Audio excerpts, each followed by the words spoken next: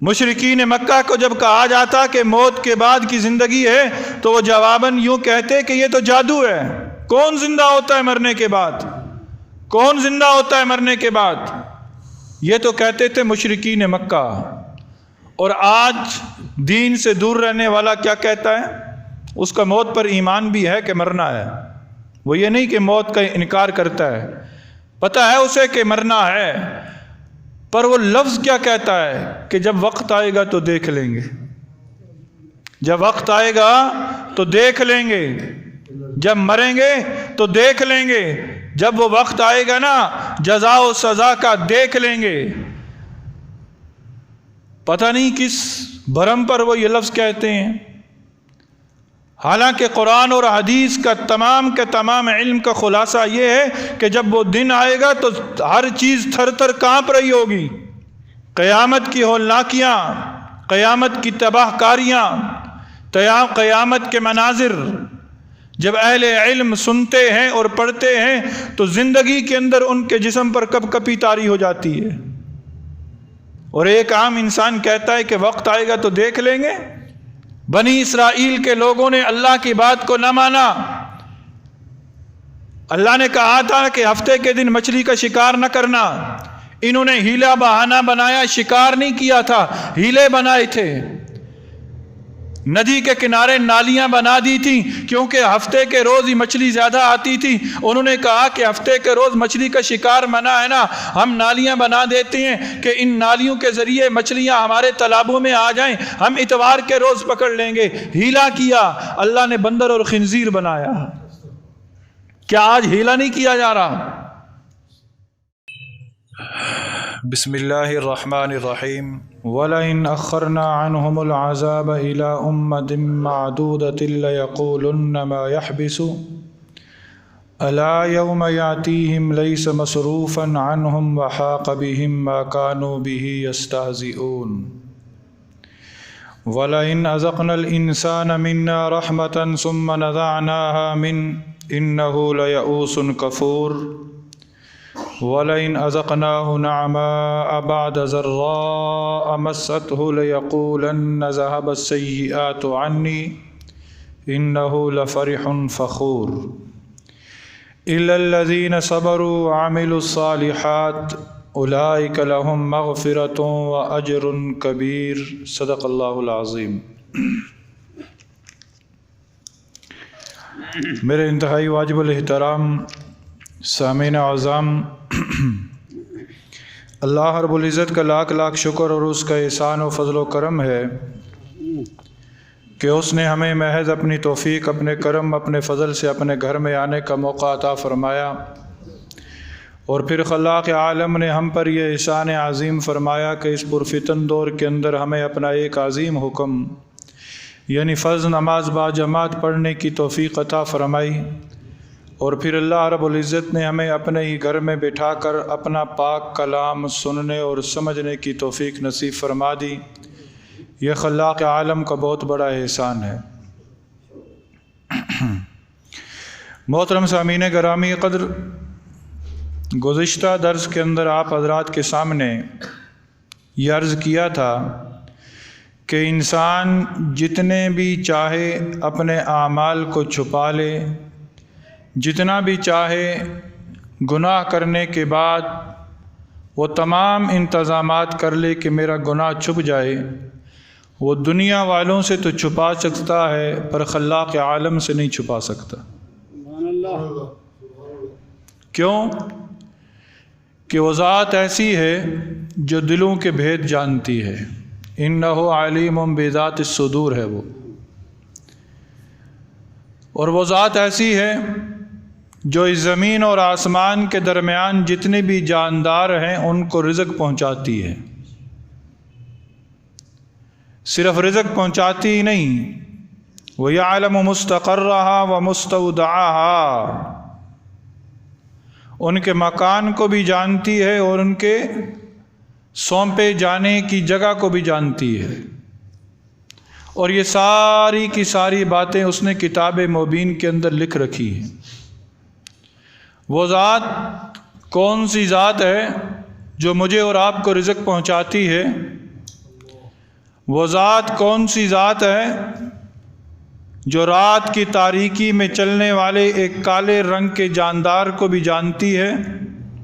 وہ ذات کون سی ذات ہے جو اس زمین پہ بولنے والی ہر بولی کو جانتی ہے؟ وہ ذات کون سی ذات ہے جو 4 اندھیروں کے اندر پرورش پانے والے ایک انسانی جسم کو بھی جانتی ہے؟ وہ ذات کون سی ذات ہے جو پانی کے اندھیروں میں رینگنے والے کیڑے کو بھی جانتی ہے اور پانی کے اندھیروں میں تیرنے والی مچھلیوں کو بھی جانتی ہے؟ وہ ذات وہ ہے کہ جس نے زمین اور آسمان کو بنایا ہے۔ وَهُوَ الَّذِي خَلَقَ السَّمَاوَاتِ وَالْأَرْضَ، وہ ذات وہ ہے کہ جس نے آسمان اور زمین کو بنایا ہے۔ کتنے دنوں میں بنایا ہے؟ فی 6 ایام، 6 دنوں کے اندر اس نے زمین اور آسمان کے درمیان جو کچھ ہے اس نے بنایا ہے۔ اب ان 6 دنوں سے کون سے 6 دن مراد ہیں؟ یہ والے 6 دن ہفتہ اتوار پیر منگل بدھ جمعرات جمعہ، یہ 6 دن مراد ہیں۔ جو 24 گھنٹے کا ایک دن ہے یا یہ دن مراد ہے؟ یاد رکھ لیجیے، علماء مفسرین نے لکھا ہے کہ ان 6 دنوں سے یہ دنیا کے 6 دن مراد نہیں ہیں۔ قیامت کے دن کے متعلق آپ حضرات نے سنا ہے کہ وہ 1000 سال کا ایک دن ہوگا، اور ایک جگہ پر آتا ہے 50,000 سال کا ایک دن ہوگا۔ جو یہ 6 دن یہاں بیان کیے جا رہے ہیں، ان 6 دنوں سے وہ قیامت کا 1000 سال والا جو ایک دن ہے وہ مراد ہے۔ یعنی اللہ رب العزت نے اس آسمان اور زمین کے درمیان جو کچھ ہے یہ 6000 سال میں بنایا ہے۔ 6000 سال میں۔ آپ حضرات کے ذہن میں یا میرے ذہن میں ایک سوال پیدا ہو سکتا ہے کہ 1000 سال کا دن کیسے ہو سکتا ہے؟ 1000 سال کا دن کیسے ہو سکتا ہے؟ دنیا کے اندر رب تعالیٰ نے اس کی مثال کو دکھایا ہے۔ آپ انتہائی جنوب کے اندر چلے جائیں یا انتہائی شمال کے اندر چلے جائیں، وہاں ایک دن 6 مہینے کا ہے۔ 6 مہینے کا دن ہے اور 6 مہینے کی رات ہے، گویا 1 سال کا ایک دن بن جاتا ہے۔ جو رب اس بات پہ قادر ہے کہ دنیا والوں کو وہ 1 سال کا دن دکھا سکے، وہ رب اس بات پہ قادر ہے کہ وہ ایک دن کی مسافت کو 1000 سال تک لے جائے۔ سبحان اللہ، 1000 سال تک لے جائے۔ تو یہاں سے مراد 6 دنوں سے مراد 6000 سال ہیں۔ 6000 سال کا ایک دن، 1000 سال کا جو ایک دن ہے وہ 6 دن یہاں مراد ہیں۔ وَكَانَ عَرْشُهُ عَلَى الْمَاءِ، وہ ذات ایسی ہے کہ اس کا عرش پانی پر ہے، اس کا عرش پانی پر ہے۔ پتہ یہ چلا کہ یہ عرش بھی اللہ کی مخلوق ہے۔ جتنی بھی چیزیں ہیں ساری کی ساری وہ اللہ کی مخلوق ہیں۔ اب عرش کیسا ہے، اس کی حیت کیسی ہے، اس کے بارے میں سوال کرنا بدعت ہے، اور اس کی حیت کسی کو معلوم نہیں ہے۔ بس رب نے جو کہہ دیا سو کہہ دیا، اور وہ ہے کہاں؟ علی الماء، پانی پر ہے، پانی پر ہے۔ اب وہ پانی کیسا ہے، اس پر علماء مفسرین کا اختلاف ہے۔ ایک صحابی ہیں کعب بن اخبار رضی اللہ تعالی عنہ، یہ یہودیوں کے پہلے عالم تھے، بعد میں مسلمان ہو گئے۔ انہوں نے لکھا ہے کہ اللہ رب العزت نے سب سے پہلے ایک سبز یاقوت کو پیدا کیا، سبز یاقوت کو پیدا کیا۔ پھر اللہ رب العزت نے اس یاقوت کو پیدا کرنے کے بعد اس پر اپنی قہر کی تجلی ڈالی، قہر کی تجلی ڈالی۔ وہ سبز رنگ کا یاقوت جو ہے وہ رب تعالیٰ کی قہر کی تجلی کو برداشت نہ کر سکا اور پگھل کر پانی ہو گیا، پگھل کر پانی ہو گیا۔ جب وہ پگھل کر پانی ہوا تو اس پانی پر اللہ رب العزت نے اپنے عرش کو ٹھہرا دیا۔ اس پانی پر اپنے عرش کو ٹھہرا دیا۔ اور بعض مفسرین لکھتے ہیں کہ اس پانی سے وہی پانی مراد ہے کہ جو ہماری روزمرہ زندگی کے اندر کام آتا ہے، کہ جس سے رب تعالیٰ نے ہر جاندار کو بنایا ہے، ہر جاندار کو بنایا ہے۔ پھر اللہ رب العزت نے اس پانی کو ٹھہرنے کے لیے، اس پانی کو ٹھہرانے کے لیے کسی چیز کی ضرورت تھی۔ اللہ رب العزت نے اس پانی کو ٹھہرانے کے لیے ہوا کو پیدا کیا۔ ہوا پر پانی ہے اور پانی پر رب کا عرش ہے۔ ہوا پر پانی ہے اور پانی پر رب کا عرش ہے۔ رب تعالیٰ بتانا چاہتا ہے کہ جو رب اس بات پہ قادر ہے، کہ جو رب ہوا پر پانی کو ٹھہرا سکتا ہے، وہ رب اس بات پہ بھی قادر ہے کہ اے حضرت انسان تجھے موت دے کر دوبارہ زندگی دے سکتا ہے۔ وَكَانَ عَرْشُهُ عَلَى الْمَاءِ، یہ آسمان اور زمین کیوں بنائے؟ یہ عرش، یہ پانی، یہ ہوا کیوں بنے؟ لِيَبْلُوَكُمْ أَيُّكُمْ أَحْسَنُ عَمَلًا،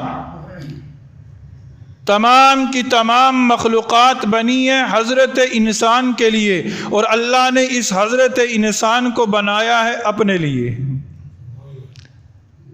حضرت انسان کو بنایا ہے اپنے لیے کہ یہ حضرت انسان میرا بن کر دنیا کے اندر رہے، میری مان کر چلے۔ جب یہ میری مان کر چلے گا، ساری کائنات اس کی خادم بن کر رہے گی۔ لیکن ہائے حضرت انسان، ہائے افسوس کہ تو نے جس کو خادم بنانا تھا اسی کی خدمت پر تو خود مامور ہو گیا ہے۔ جسے تو نے خادم بنانا تھا اس کی خدمت میں تو خود لگ گیا ہے۔ یہ دنیا خادم بننے کے لیے تیار تھی، پر ہم نے دنیا کی خدمت کو اپنے لیے مشعل راہ سمجھ لیا۔ اس دنیا کو ہم نے اپنے لیے یوں سمجھا کہ ہم اس کی خدمت کریں گے تو ہماری ترقیاں ہوں گی، ہم اس کی خدمت کریں گے ہمیں سکون نصیب ہوگا۔ نانا، یہ دنیا کی خدمت کے لیے تو نہیں آیا، بلکہ رب تعالیٰ نے دنیا کو تیری خدمت کے لیے پیدا کیا تھا۔ اور تجھے کیوں پیدا کیا؟ لِيَبْلُوَكُمْ أَيُّكُمْ أَحْسَنُ عَمَلًا، تاکہ تمہیں آزمائے کہ عمل کے اعتبار سے تم میں سے کون زیادہ اچھا ہے۔ عمل کے اعتبار سے تم میں سے کون زیادہ اچھا ہے۔ آپ حضرات نے گزشتہ کئی درسوں کے اندر یہ بات سماعت فرمائی ہے کہ اللہ نے جنت کو بھی پردوں کے اندر چھپا کے رکھا ہے اور جہنم کو بھی پردوں کے اندر چھپا کے رکھا ہے۔ اب یہ حضرت انسان کے اختیار کے اندر ہے کہ وہ جنت کے پردوں کو اٹھا کر جنت میں چلا جائے یا جہنم کے پردوں کو اٹھا کر جہنم میں چلا جائے۔ یہ انسان کے اختیار میں ہے۔ اللہ رب العزت آزمانا چاہتا ہے کہ میں دیکھوں کہ یہ حضرت انسان کتنے اچھے کام کرتا ہے۔ وَلَئِن قُلْتَ إِنَّكُمْ مَبْعُوثُونَ مِن بَعْدِ الْمَوْتِ لَيَقُولَنَّ الَّذِينَ كَفَرُوا إِنْ هَذَا إِلَّا سِحْرٌ مُبِينٌ، ہمیں کیسے پتا چلے گا کہ کون اچھے عمل کرتا ہے کون برے عمل کرتا ہے؟ اس کا اندازہ دنیا کے اندر نہیں کیا جا سکتا، اس کا اندازہ مرنے کے بعد ہوگا۔ جزا و سزا کا عمل یہ دنیا نہیں ہے، جزا و سزا کی جگہ آخرت ہے۔ جزا و سزا کے لیے موت کے پل پر سے گزرنا ہوگا۔ یہی بات جب مشرکین مکہ کو سمجھائی جاتی کہ بھائی دنیا کے اندر نیک عمل کر لو، مرنے کے بعد تمہیں دوبارہ زندہ کیا جائے گا، تو وہ یوں کہتے وَلَئِن قُلْتَ إِنَّكُمْ مَبْعُوثُونَ مِن بَعْدِ الْمَوْتِ، اگر تم یوں کہو کہ تمہیں مرنے کے بعد دوبارہ زندہ کیا جائے گا، لَيَقُولَنَّ الَّذِينَ كَفَرُوا، تو جن لوگوں نے کفر اپنا لیا ہے، إِنْ هَذَا إِلَّا سِحْرٌ مُبِينٌ، وہ یہ کہیں گے کہ یہ تو کھلا جادو ہے، یہ کھلے جادو کے سوا کچھ نہیں ہے۔ مشرکین مکہ کو جب کہا جاتا کہ موت کے بعد کی زندگی ہے تو وہ جواباً یوں کہتے کہ یہ تو جادو ہے، کون زندہ ہوتا ہے مرنے کے بعد؟ کون زندہ ہوتا ہے مرنے کے بعد؟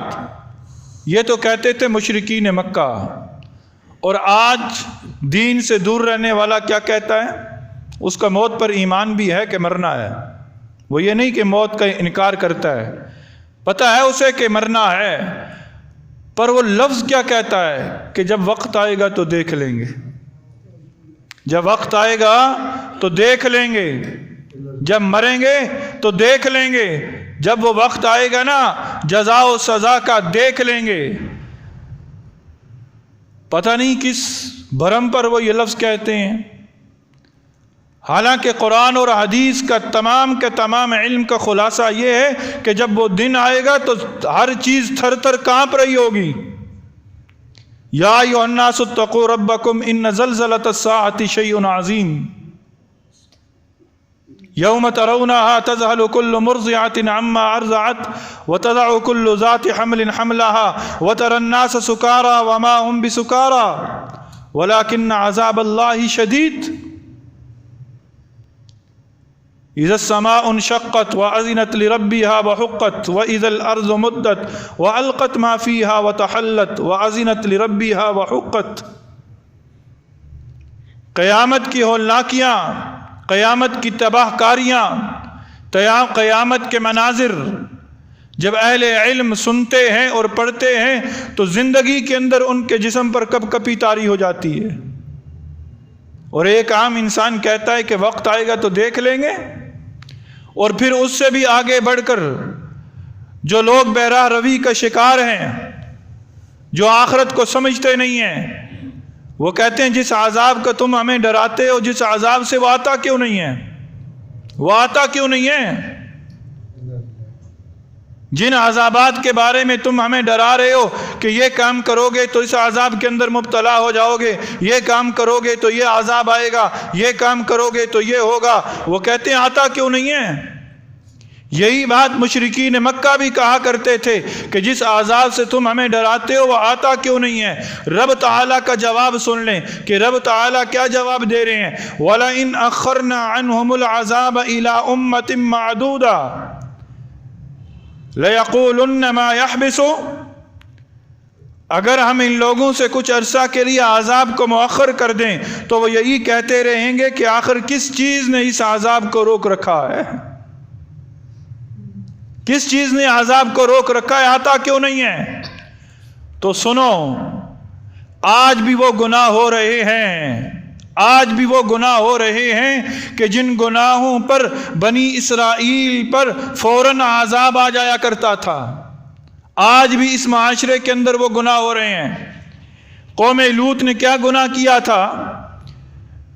زنا کا ارتکاب کیا تھا نا، بدفعلی کا ارتکاب کیا تھا۔ فجعلنا عالیہا سافلہا، اللہ زمین کو اوپر لے گیا تھا اور اوپر سے لے جا کر نیچے پٹخ دیا تھا، اور پھر اللہ رب العزت نے اس قوم پر پتھروں کی بارش کی تھی۔ کیا آج بدفعلی نہیں ہو رہی؟ کیا آج زنا نہیں ہو رہا؟ کیا آج زنا نہیں ہو رہا؟ قوم شعیب فرشتے کے چیخ آئی تھی، لوگوں کے کلیجے پھٹ پڑے تھے۔ گناہ کیا تھا؟ ناپ تول میں کمی کرتے تھے، ناپ تول میں کمی ہوتی تھی۔ آج بھی تو ناپ تول کے اندر کمی ہے۔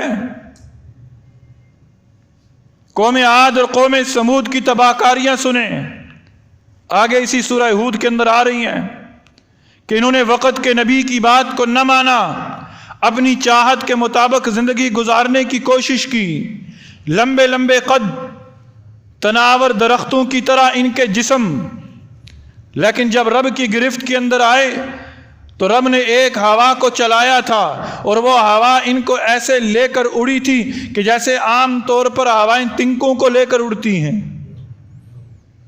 اور یوں بکھرے ہوئے پڑے تھے جیسے درخت کاٹ کر ان کے تنے زمین پر پڑے ہوتے ہیں نا، ایسے یہ پڑے تھے۔ بنی اسرائیل کے لوگوں نے اللہ کی بات کو نہ مانا۔ اللہ نے کہا تھا کہ ہفتے کے دن مچھلی کا شکار نہ کرنا، انہوں نے ہیلا بہانہ بنایا، شکار نہیں کیا تھا، ہیلے بنائے تھے۔ ندی کے کنارے نالیاں بنا دی تھی کیونکہ ہفتے کے روز ہی مچھلی زیادہ آتی تھی، انہوں نے کہا کہ ہفتے کے روز مچھلی کا شکار منع ہے نا، ہم نالیاں بنا دیتے ہیں کہ ان نالیوں کے ذریعے مچھلیاں ہمارے تالابوں میں آ جائیں، ہم اتوار کے روز پکڑ لیں گے۔ ہیلا کیا، اللہ نے بندر اور خنزیر بنایا۔ کیا آج ہیلا نہیں کیا جا رہا؟ آپ جائیں مارکیٹوں کا رخ کریں، آپ پوچھیں ان دکانداروں سے کس طرح لوگ سود کا لین دین ہیرا پھیری سے کرتے ہیں، ہیلے بنا بنا کر سود کا کاروبار ہو رہا ہے۔ کیا ہیلے بہانے نہیں ہیں یہ؟ کیا رشوت کا نام مختلف نام نہیں رکھے گے؟ کہیں ہدیہ، کہیں تحفہ، کہیں تعاون، یہ ہیلے بہانے نہیں تو اور کیا ہے؟ پھر عذاب آ کیوں نہیں رہا؟ سنیں، عذاب اس نبی کی امت پر اس لیے نہیں آ رہا فی الفور کہ یہ آقا دو جہاں نبی صلی اللہ علیہ وسلم کی دعاؤں کا صلہ ہے۔ پھر یہ قرآن کی آوازیں ہیں، پھر یہ مؤذنین کی بلند ہونے والی آوازیں ہیں، پھر یہ لبیک اللہم لبیک کی صدائیں ہیں، پھر میدان جہاد کے اندر نعرہ تکبیر کی بلند ہونے والی صدا ہے۔ رب تعالیٰ کسی قوم پر عذاب بھیجنا چاہتا ہے، پھر اس قوم، اس بستی میں سے، اس علاقے میں سے کوئی بچہ قرآن کی تلاوت کی آواز بلند کر دیتا ہے، ادھر قرآن کی آواز کی تلاوت کی آواز بلند ہوتی ہے، ادھر رب بھیجے ہوئے عذاب کو ٹال دیتا ہے۔ ان آوازوں کی وجہ سے عذاب نہیں آ رہا۔ کبھی یہ نہ سمجھنا کہ ہم یہ گناہ کر رہے ہیں۔ آج انسان کے ذہن میں یہ سوال پیدا ہو سکتا ہے کہ گناہ تو ہو رہے ہیں، سرعام گناہ ہو رہے ہیں، عذاب کیوں نہیں آتا؟ یہ ان آوازوں کی وجہ سے عذاب مؤخر ہو رہا ہے۔ اور یاد رکھ لو، الا یوم یاتیہم لیس مصروفا عنہم، ڈرو ڈرو اس وقت سے، ارے جس دن وہ عذاب آ گیا نا تو وہ ان سے ٹلے گا نہیں۔ وَحَاقَ بِهِم مَّا كَانُوا بِهِ يَسْتَهْزِئُونَ، اور جس چیز کا یہ مذاق اڑا رہے ہیں وہ ان کو چاروں طرف سے گھیر لے گا، چاروں طرف سے گھیر لے گا۔ عذاب کا مذاق نہ اڑاؤ۔ اللہ کے قرآن کے اندر جتنی بھی آیات آ رہی ہیں نا کہ عذاب آنے والا ہے، گرفت آنے والی ہے، کبھی بھی تمسخر نہ اڑانا، کبھی بھی مذاق نہ اڑانا، وگرنہ جس دن وہ آ گیا تو تم اپنے آپ کو بچا نہ سکو گے، اپنے آپ کو بچا نہ سکو گے، اور تم ٹالنا چاہو گے تو ٹال نہ سکو گے۔ اور پھر یہ حضرت انسان کیسا ہے؟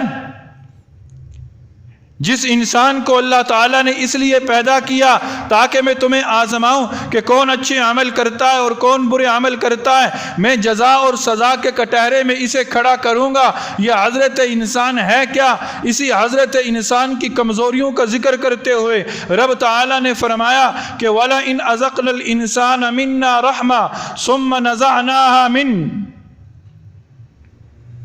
اور یہ بات آج ہمارے معاشرے کے اندر عام پائی جاتی ہے۔ رب تعالیٰ قرآن مجید فرقان حمید کے اندر یوں ارشاد فرما رہے ہیں کہ جب ہم حضرت انسان کو اپنی طرف سے رحمت کا مزہ چکھا کر وَلَئِنْ أَذَقْنَا الْإِنسَانَ مِنَّا رَحْمَةً، جب اس حضرت انسان کو رحمت کا مزہ چکھاتے ہیں، ثُمَّ نَزَعْنَاهَا مِنْهُ، پھر اس نعمت کو ہم کھینچ لیتے ہیں، واپس لے لیتے ہیں، تو اس حضرت انسان کا رویہ کیا ہوتا ہے؟ ہم نے بھی زندگی کا اکثر حصہ گزار دیا، ہم نے بھی اپنی زندگی کے اندر مشاہدہ کیا کہ کسی کو خوشی ملتی ہے اور خوشی کے بعد جب اس سے خوشی کو چھین لیا جاتا ہے تو دین سے دوری کی وجہ سے اس کی زبان پر الفاظ کیا آتے ہیں؟ ناشکری کے الفاظ، ناشکری کے الفاظ۔ قرآن اس کی گواہی دے رہا ہے کہ انہ لیئوس کفور۔ جب ہم اس سے رحمت کو واپس لے لیتے ہیں، اس نعمت کو واپس لے لیتے ہیں تو وہ مایوس ہو جاتا ہے اور ناشکرا بن جاتا ہے۔ زندگی کے 20 سال 30 سال 40 سال گزرے، بیمار نہیں ہوئے، اللہ تعالیٰ نے تندرستی کی نعمت دی، تندرست رہے، پھر اچانک ایک دن ایسا ہوا کہ تندرستی کی نعمت کو رب نے واپس لے لیا اور بیماری کی نعمت کو ہمیں سونپ دیا، تو اس زبان پر فوراً شکوہ آ گیا۔ وہ 40 سال کی رب کی دی ہوئی نعمتیں جو استعمال کرتا رہا فوراً بھلا دیا، فوراً اس نے بھلا دی، مایوس ہو گیا۔ انہ لیئوس، مایوس ہو گیا، اور کفور ناشکرا بن گیا۔ وَلَئِنْ أَذَقْنَاهُ نَعْمَاءَ بَعْدَ ضَرَّاءٍ، اور اگر اسے کوئی تکلیف پہنچنے کے بعد ہم اسے نعمتوں کا مزہ چکھا دیں، اس کا الٹ، پہلے یہ کہ میں نے نعمت دی اور نعمت کو میں نے چھین لیا تو وہ مایوس ہو گیا، ناشکری کے الفاظ اس نے کہنا شروع کر دیے، اور دوسرا پہلو یہ کہ وہ آزمائش کے اندر تھا، پریشانی کے اندر تھا، تکلیف کے اندر تھا، دکھ کے اندر تھا، درد کے اندر اس کی زندگی بٹی ہوئی تھی، پھر اچانک ہم نے اس پر سے ان آزمائشوں کو ختم کر دیا اور اسے نعمتوں سے نوازا۔ لَيَقُولَنَّ ذَهَبَ السَّيِّئَاتُ عَنِّي، تو وہ یوں کہتا ہے کہ ساری برائیاں مجھ سے دور ہو گئیں۔ إِنَّهُ لَفَرِحٌ فَخُورٌ، اس وقت وہ اترا کر شیخیاں بگارنے لگتا ہے، یعنی کیا کہتا ہے کہ یہ میری اپنی محنت کا نتیجہ ہے۔ عام الفاظ کے اندر یوں سمجھیں، آج کوئی سیریس بیمار ہو، آئی سی یو میں چلا جائے، وینٹیلیٹر پر چلا جائے، پھر اس کے بعد اللہ اسے شفا دے دے، ایسی بیماری سے اسے شفا مل جائے کہ جسے عام طور پر لوگ ڈاکٹر لا علاج قرار دیتے تھے، اسے شفا نصیب ہو جاتی ہے۔ یا پھر ایک شخص ایسا تھا، کاروبار تباہ ہو گیا اس کا، محلوں میں بیٹھنے والا، چوک چوراہوں پر بھیک مانگنے والا بن گیا، تخت پر بیٹھنے والا، گلی کوچے محلوں کے اندر کٹورا لے کر 2 وقت کے کھانے کا انتظام کرنے کے لیے لوگوں کے سامنے اس نے اپنے ہاتھ کو پھیلا دیا۔ پھر اچانک ایسا ہوا کہ رب نے اس کی حالت کو بدل دیا، اللہ نے وہ دوبارہ تمام تر نعمتیں اسے دے دیں، اور کوئی اس سے پوچھے کہ بھئی یہ کیسے ممکن ہوا، کل تیرے حالات یہ تھے، آج حالات یہ ہیں، تو وہ آگے سے جواب دیتا ہے یہ میری اپنی محنت کا نتیجہ ہے، یہ اپنی میری محنت کا نتیجہ ہے۔ بیمار سے پوچھے کہ شفا کیسے ملی، وہ کہتا ہے میں نے فلاں ڈاکٹر سے علاج کروایا تھا، میں نے فلاں دوائی استعمال کی تھی، میں فلاں جگہ گیا تھا۔ حالانکہ رب کہتا ہے آزمائش کے اندر ڈالنے والا بھی میں، اور آزمائش سے نکال کر راحت والی زندگی عطا کرنے والا بھی میں تھا، مجھے تو اس نے یاد ہی نہیں رکھا۔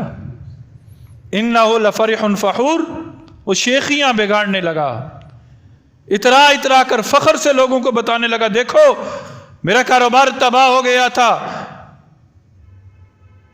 میری معیشت صفر پر آ گئی تھی، میں نے یہ کیا، میں نے وہ کیا، میں نے فلاں سے مدد لی، فلاں نے تعاون کیا، اس اللہ کو اس نے بھلا دیا کہ جس اللہ نے دوبارہ اسے یہ تمام تر نعمتیں عطا فرمائی تھی۔ یہ کون لوگ ہیں جو اس طرح کی حرکات کرتے ہیں؟ نعمت چھن جانے کے بعد مایوسی کے الفاظ، ناشکری کے الفاظ اپنی زبان پر لے کر آتے ہیں، اور تکالیف کے بعد رحمت مل جائے، نعمت مل جائے تو بجائے شکر کرنے کے تکبر کے الفاظ کہتے ہیں۔ کون لوگ ہیں؟ یہ وہ لوگ ہیں جو دین سے دور ہیں، دین سے دور ہیں۔ لیکن وہ لوگ جو ہر حال کے اندر اللہ کا شکر ادا کرتے ہیں، وہ کون لوگ ہیں؟ إِلَّا الَّذِينَ صَبَرُوا، مگر وہ لوگ کہ جنہوں نے صبر کیا، وَعَمِلُوا الصَّالِحَاتِ، اور نیک اعمال کیے۔ وہ ایسا نہیں کرتے، وہ ایسا نہیں کرتے، وہ ہر حال کے اندر اللہ کا شکر ادا کرتے ہیں۔ وہ تخت پر ہوں پھر بھی اللہ کا شکر، وہ تختے پر ہوں پھر بھی اللہ کا شکر، کھانے کو مل جائے پھر بھی اللہ کا شکر، بھوکے ہیں تو پھر بھی اللہ کا شکر، پہننے کو مل جائے پھر بھی اللہ کا شکر، ننگا جسم ہے پھر بھی اللہ کا شکر، وہ بیمار ہیں پھر بھی اللہ کا شکر، وہ تندرستی کے اندر زندگی گزار رہے ہیں پھر بھی اللہ کا شکر۔ تو آج کے درس کا خلاصہ یہی ہے کہ اے حضرت انسان، جس حال میں بھی رہو ہر حال کے اندر اللہ کا شکر ادا کرو، کبھی بھی زبان پر نہ شکری کے الفاظ نہ لے کر آؤ۔ آج میرا کاروبار اچانک رک گیا، میری زبان پر ناشکری کے الفاظ آئے، اور اللہ کے بندے اس وقت کو بھی تو دیکھ کہ جب تیرا کام آسانی کے ساتھ چل رہا تھا، وہ آسانیاں دینے والا کون تھا؟ آج اچانک بیماری آ گئی، میں بستر مرگ پر چلا گیا اور میری زبان پر ناشکری کے الفاظ آئے۔ زندگی کے ان لمحات کو بھی تو دیکھ کہ جن لمحات کے اندر اللہ نے تجھے تندرستی سے نوازا ہوا تھا، یہ جسم میرا اپنا نہیں ہے. آج لوگ کہتے ہیں نا اپنا جسم اپنی، میرا جسم میری مرضی. نہیں، جس کا جسم ہے اس جسم کو طاقت دینے والا اللہ ہے. اللہ نے اس جسم کو بنایا ہے. جب اللہ نے اس جسم کو راحتیں دی ہیں، اس جسم کو تندرستی دیجی ہے، اس جسم کو آسانیوں سے مالا مال کر کے رکھا ہے، اچانک کبھی اس جسم کے اندر تغیر اور تبدل آ جائے تو فوراً زبان پر ناشکری کے الفاظ نہ لے کر آیا کرو. جب شکر کا دامن ہاتھ سے نہیں چھوڑو گے تو تمہارا شمار صابرین میں ہوگا. صابرین میں ہوگا تمہارا شمار. ہر حال کے اندر اللہ کا شکر ادا کرو. مزدور طبقہ بیٹھا ہے نا، دہاڑی لگے پھر بھی اللہ کا شکر ادا کرو، دہاڑی نہ لگے پھر بھی اللہ کا شکر ادا کرو. دکاندار عوام بیٹھے ہیں، آج چیز بکی ہے اللہ کا شکر ادا کرو. آج کوئی گاہک نہیں آیا پھر بھی اللہ کا شکر ادا کرو. صحت مند افراد بیٹھے ہیں نا، اس تندرستی پر اللہ کا شکر ادا کرو. اور جو بیمار ہیں اس بیماری پر بھی اللہ کا شکر ادا کرو. نہیں جانتے کہ یہ بیماری پتہ نہیں رب کی طرف سے کتنا بڑا انعام بن کر آئی ہے ہمارے پاس. کتنا بڑا انعام، کتنا بڑا انعام بن کر آئی ہے. ہم نہیں جانتے اس کی حکمتوں کو. وہ حکیم ہے. یہ جو حالات کے اندر تغیر اور تبدل آتا ہے، اس حضرت انسان کے حالات تو ایک جیسے رہ ہی نہیں سکتے. اس انسان کے حالات کے اندر نشیب و فراز کا آنا ضروری ہے. تلک الایام نداولها بین الناس. اس حضرت انسان پر حالات ایک جیسے نہیں رہتے. کبھی عروج ہے، کبھی زوال ہے، کبھی تنگ دستی ہے، کبھی فراخی ہے، کبھی تندرستی ہے، کبھی بیماری ہے. حالات ایک جیسے نہیں رہتے. نشیب و فراز آتا ہے. لیبلوکم ایکم احسن عملا. رب تعالیٰ ان حالات کو بیچ کر دیکھنا چاہتا ہے کہ میں دیکھوں، آزماؤں کہ کون اپنے عمل کے اندر پختہ ہے، اپنے عمل کے اندر اس نے استقامت اختیار کی ہوئی ہے. جب یہ والی چیزیں ہمارے اندر آ جائیں گی، صبر بھی آئے گا اور نیک عمل بھی آئیں گے، تو اللہ کا ان لوگوں کے ساتھ وعدہ ہے اولئک لہم مغفرۃ واجر کبیر. وہ ایسے ہیں کہ ان کو اللہ رب العزت کی طرف سے مغفرت اور بڑا اجر نصیب ہوگا. مغفرت اور بڑا اجر نصیب ہوگا. اور مغفرت اور اجر اجر پانے کے لیے ہمیں ضروری ہے کہ ہم اپنے سے پہلے والے لوگوں کے حالات پڑھیں. پہلے والے لوگوں کے حالات پڑھیں. اور نبی کے بعد سب سے افضل ترین لوگ کون سے ہیں؟ وہ ہیں صحابہ. وہ ہیں صحابہ. صحابہ کے حالات پڑھیں کہ کس طرح انہوں نے اپنی زندگیاں گزاری تھی، کس طرح انہوں نے اپنی زندگیاں گزاری تھی. وہ انگاروں پر چلتے تھے پھر بھی اللہ کا شکر ادا کرتے تھے. ان کی چمڑیاں ادھیڑی جاتی تھی پھر بھی اللہ کا شکر ادا کرتے تھے. پھر مال غنیمت جب وافر مقدار میں ان کے پاس آیا اور درہم و دنانیر کی بوریاں کھل گئیں تو پھر بھی انہوں نے اللہ کا شکر ادا کیا تھا. پھر بھی انہوں نے اللہ کا شکر ادا کیا تھا. انبیاء کے بعد افضل ترین لوگ کون سے ہیں؟ وہ ہیں صحابہ. اور صحابہ میں سب سے افضل کون ہے؟ وہ ہے 4 صحابہ خلفائے راشدین. اور ان چاروں میں سے سب سے افضل کون ہے؟ وہ ہیں حضرت ابوبکر صدیق رضی اللہ تعالی. حضرت ابوبکر صدیق رضی اللہ تعالی عنہ. آج 22 جمادی الثانی ہے. حضرت ابوبکر صدیق رضی اللہ تعالی عنہ کا یوم وفات ہے. کل جمعے میں انشاءاللہ العزیز اس کے بارے میں عرض کروں گا. بس اتنا بتا دوں کہ افضل البشر بعد الانبیاء، کہ انبیاء کے بعد سب سے افضل بشریت میں کون ہے؟ وہ ہیں حضرت ابوبکر صدیق. جس کا حضرت ابوبکر پر ایمان نہیں ہے، جس کو حضرت ابوبکر سے محبت نہیں ہے، جو حضرت ابوبکر صدیق رضی اللہ تعالی عنہ پر پختہ ایمان نہیں رکھتا، وہ نبی پر ایمان نہیں رکھتا. اور جو نبی پر ایمان نہیں رکھتا وہ رب پر ایمان نہیں رکھتا. جس نے صحابہ سے محبت کی، اس نے نبی سے بغض رکھا، اس نے مجھ سے بغض رکھا، اس نے مجھ سے بغض رکھا. اب حضرت صدیق اکبر رضی اللہ تعالی عنہ کا مقام کیا ہے، اس کے لیے انشاءاللہ العزیز کل جمعے میں عرض کروں گا. اللہ تعالی ہم سب کو صحیح معنوں میں دین اسلام کے اصولوں کے مطابق زندگی گزارنے کی رب تعالی ہمیں توفیق عطا فرمائے. آمین.